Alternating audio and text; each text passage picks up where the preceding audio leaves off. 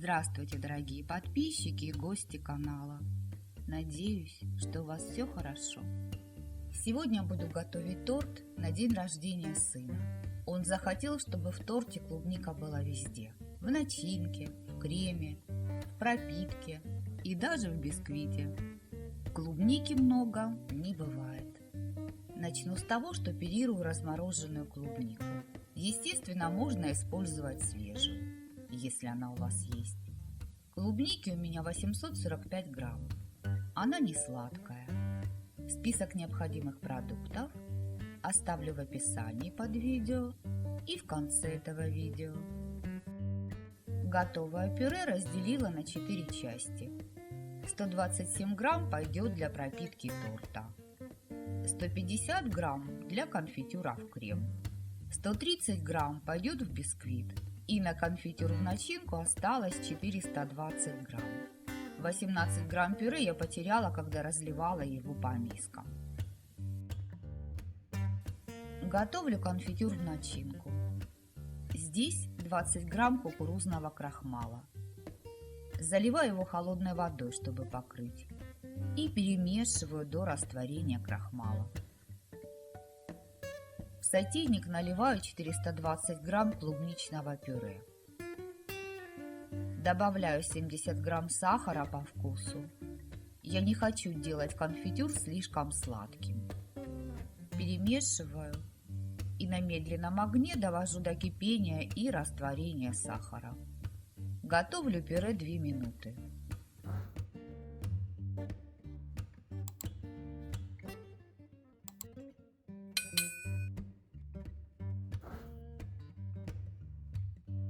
Добавляю крахмал и готовлю еще примерно 2-3 минуты до загустения, постоянно помешивая и поднимая лопаткой крахмал со дна сотейника.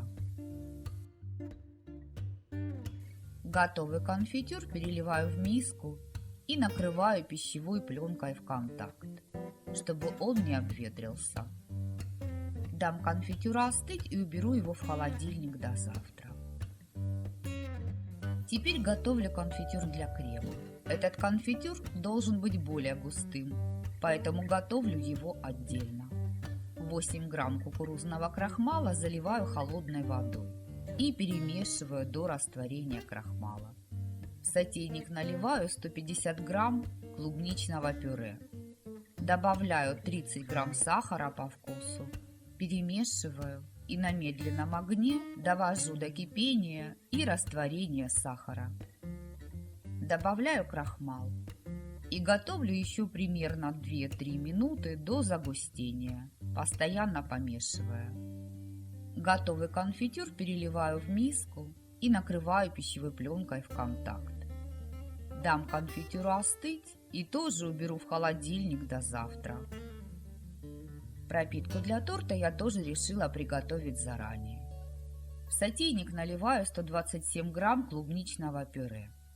Добавляю 30 грамм сахара по вкусу, перемешиваю и на медленном огне довожу до кипения. Готовлю пюре примерно 1 минуту до растворения сахара. Выключаю плиту и добавляю 56 грамм сливок жирностью 33%. И перемешиваю до однородности.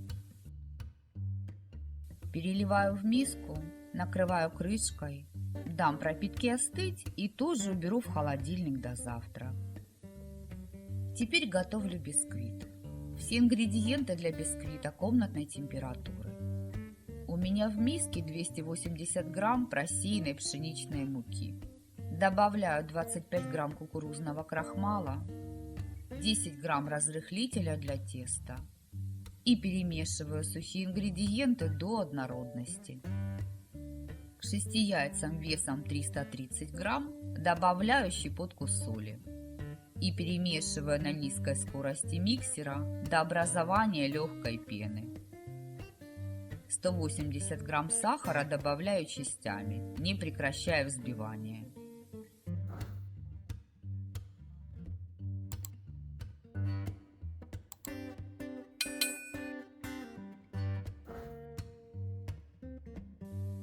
После того, как весь сахар добавлен, скорость миксера увеличиваю до средней и взбиваю примерно 5-7 минут до побеления и увеличения массы в объеме. На поверхности яичной массы след от венчиков исчезает не сразу. Взбивание прекращаю. Сухие ингредиенты добавляю частями. Повторно просеиваю через сито и аккуратно венчиком вмешиваю муку, стараясь не осадить тесто. Поднимаю муку с дна миски движениями снизу вверх. При этом долго перемешивать не нужно, чтобы тесто не опало. Когда примерно половина сухих ингредиентов добавлена, добавляю 50 грамм молока. Жирность моего молока 3,2%. И одну пипетку экстракта ванили по вкусу. Аккуратно перемешиваю. Добавляю оставшуюся муку.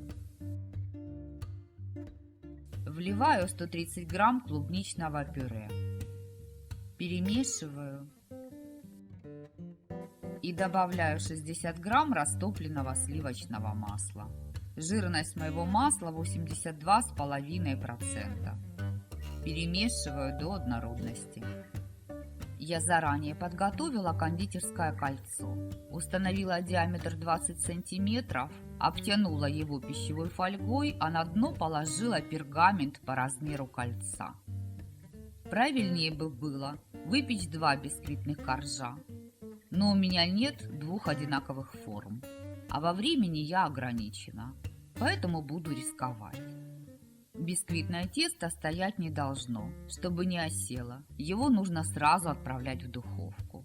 Выливаю тесто в кольцо. Стучу об стол, чтобы избавиться от лишних пузырей воздуха. Накрываю верх кольца фольгой, чтобы не образовалась высокая шапочка на бисквите. И отправляю выпекаться в заранее разогретую духовку при температуре 170 градусов в режиме вверх-вниз. Примерно на 35-45 минут, в зависимости от вашей духовки, до сухой шпажки. Первые 30 минут духовку не открываю. Бисквит готов, и я его выпекала 40 минут при температуре 170 градусов под фольгой.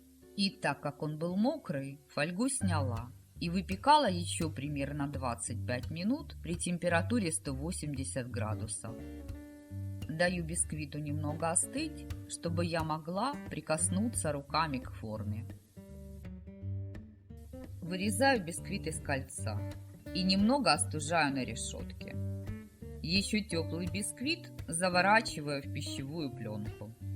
Убирать бисквит для стабилизации нужно в холодильник примерно на 6-8 часов. Я убираю бисквит на ночь. Что я хотела сказать? Тесто тяжелое из-за пюре, объем большой. В итоге я бисквит пересушила. Пока он пропекался внутри, края и низ бисквита высохли. Так что не повторяйте моей ошибки и выпекайте 2 коржа. На следующий день я достала бисквит из холодильника заранее, чтобы он нагрелся, и разрезала его струной на 3 коржа. Видимо, сильно придавила бисквит при нарезке, потому что верхний корж получился тоньше 2 других, хотя по высоте должно было получиться 3 коржа высотой 1,5 сантиметра. Цвет бисквита необычный, и он все же суховат. Пропитку для бисквита я тоже достала из холодильника заранее. Миску и венчики для взбивания я охладила в морозильной камере. Наливаю 120 грамм холодных сливок жирностью 33%. Жирность сливок не должна быть менее 30%. Добавляю 100 грамм просеянной сахарной пудры. И чтобы пудра при взбивании не пылила, смешиваю ее лопаткой со сливками. Перемешиваю сливки с пудрой до растворения сахарной пудры. Добавляю 700 грамм охлажденного крем-сыра. У меня крем-сыр торговой марки «Президент». Его жирность 24,5%. Перемешиваю, чтобы разбить комочки сыра. Добавляю конфитюр для крема, он тоже холодный и густой. Перемешиваю крем до однородности и гладкости. Вот такая консистенция крема у меня получилась. Цвет у крема красивый, нежно-розовый. Общий вес крема 1 килограмм 30 грамм. Я разделила его на 4 равные части, по 257 грамм в каждый кондитерский мешок. Торт готовлю для моих близких, поэтому собираю его на тарелке. На низ кладу средний корж. Смазываю его пропиткой. Она получилась достаточно густая. Вокруг коржа устанавливаю бордюрную ленту. Так как один корж у меня из-за верхушки неровный и тоньше остальных двух, собирать торт буду в кольце. Устанавливаю кольцо и зажимаю по диаметру коржа.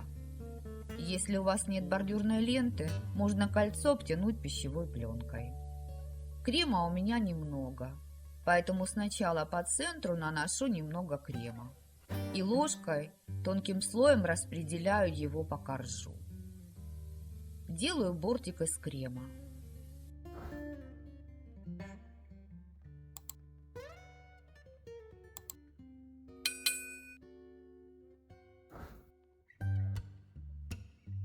И ложкой разравниваю, чтобы крем вплотную прилегал к форме. И чтобы не было пустот в той части бортика, которая будет соприкасаться с более жидким конфитюром. Конфитюр для начинки я разделила поровну на 2 части. При помощи кондитерского мешка наношу конфитюр на корж и распределяю его равномерно ложкой по коржу. Вторым слоем укладываю верхушку бисквита. Она по высоте ниже 2 других коржей и имеет небольшую шапочку. Кладу корж шапочкой вниз. Я ее решила не срезать. Придавливаю его руками, чтобы корж лег ровно. Дальше процедуру повторяю. Пропитываю корж, наношу крем и конфитюр. Кстати, 2 корнета с кремом, которые будут использоваться для выравнивания и украшения торта, я убрала в холодильник. На самый верх кладу корж из низа бисквита. Хоть и принято укладывать корж нижней частью вверх, я не складу вовнутрь торта, чтобы верхушка торта была более пористая и лучше пропиталась, раз уж я бисквит пересушила. Хорошо придавливаю корж руками. Верхний корж я тоже смазываю оставшейся пропиткой. Чтобы торт в холодильнике не впитал в себя посторонние запахи, и к тому же я хочу поставить небольшой груз на торт. Переживаю, что центральный корж из верхушки не совсем ровный, а груз поможет сгладить неровности. Поэтому накрываю верхний корж пищевой пленкой в контакт. Сверху ставлю тарелку, а на нее устанавливаю небольшой сотейник с водой. Воды я налила немного. И убираю эту конструкцию в холодильник на 6 часов для стабилизации. Через 6 часов сняла кольцо и убрала бордюрную ленту. Наношу крем на боковую поверхность торта и разравниваю. То, что я делаю, выравниванием назвать не могу, так как кондитер из меня еще тот. Распределяю крем сначала мягкой силиконовой лопаткой, а затем шпателем. Крем из второго кондитерского мешка наношу наверх торта и выравниваю. Делаю импровизированную дорожку из кондитерской посыпки. Сейчас октябрь месяц, а эта посыпка хорошо передает осеннее настроение. Остатками крема украшаю торт. Цветочки или звездочки, не знаю, как назвать эти украшения, я посыпала серебряными кондитерскими шариками. Вот такой торт у меня получился. Сейчас 7 часов вечера. Завтра день рождения моего сына. Я убираю торт в холодильник до утра. Ну вот, собственно, результат моей работы. Покажу торт вам и отдам его сыну. Ему уже не терпится его попробовать. Список продуктов, которые я использовала, чтобы приготовить этот вкусный клубничный торт, вы сейчас видите на экране. Несмотря на то, что я бисквит пересушила, торт получился вкусным. Моим близким он понравился. Мои мужчины любят домашние торты гораздо больше тех, что продаются в магазине.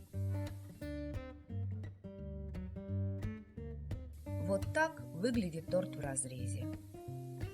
Конфитюр получился таким, как нравится моему сыну, достаточно жидким. Цвет бисквита какой-то неопределенный, необычный. Можно было в тесто для насыщенности добавить краситель. Но я стараюсь обходиться без лишней химии. А цвет крема мне нравится. Он нежно-розовый и пахнет клубникой. Торт в меру сладкий. Этот осенний торт с летней начинкой наверняка понравится любителям клубники. Приготовьте торт по этому рецепту. Думаю, он вам понравится. Готовьте с удовольствием и приятного аппетита! Подписывайтесь на канал, оставляйте лайки и комментарии, делитесь видео с друзьями. Все это поможет развитию канала. А также не забывайте нажимать на колокольчик, чтобы не пропустить новые видео. А я на этом с вами прощаюсь, желаю вам мира и добра. До новых встреч в новых видеорецептах. Пока-пока!